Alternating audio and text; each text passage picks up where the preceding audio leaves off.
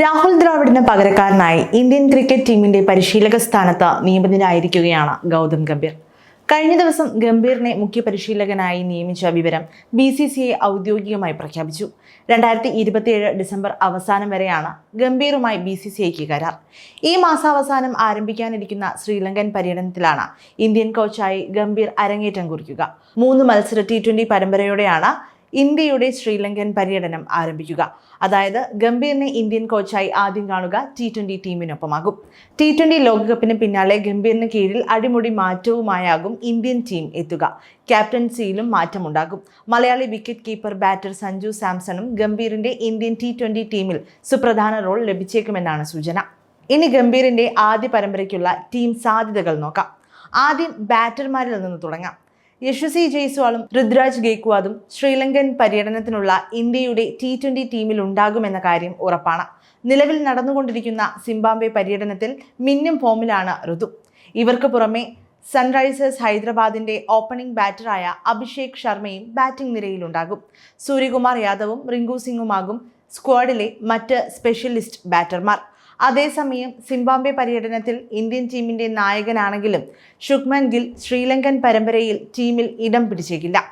Wicket കീപ്പർമാരുടെ കാര്യം നോക്കുകയാണെങ്കിൽ T20 ലോകകപ്പിൽ ഇന്ത്യൻ ടീമിന്റെ വിക്കറ്റ് കീപ്പർമാരായി സ്ക്വാഡിൽ ഉണ്ടായിരുന്ന ഋഷഭ് പന്തും മലയാളി താരം സഞ്ജു സാംസണും തന്നെയാകും ശ്രീലങ്കയ്ക്കെതിരായ പരമ്പരയിലും ടീമിന്റെ വിക്കറ്റ് കീപ്പർമാർ.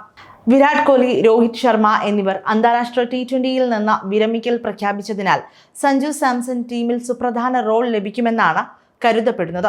സഞ്ജുവിനെ ഏറെ ഇഷ്ടപ്പെടുന്ന ഗംഭീർ കോച്ചായി എത്തുന്നത് ദേശീയ ടീമിൽ അദ്ദേഹത്തിന് ഗുണം ചെയ്യുമെന്നാണ് സൂചനകൾ.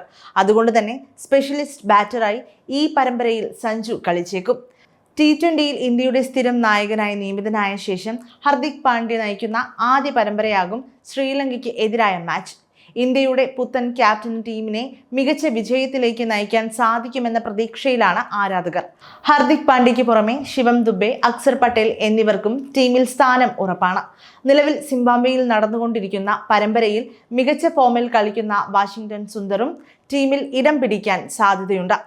ഫാസ്റ്റ് ബോളർമാരിൽ ജസ്പ്രീത് ബൂമറയ്ക്ക് വിശ്രമം അനുവദിക്കാനാണ് സാധ്യത.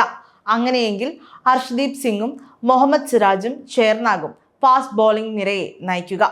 3ാം പേസറായി ആവേശ് ഖാൻ സ്ക്വാഡിൽ എത്തിയേക്കും.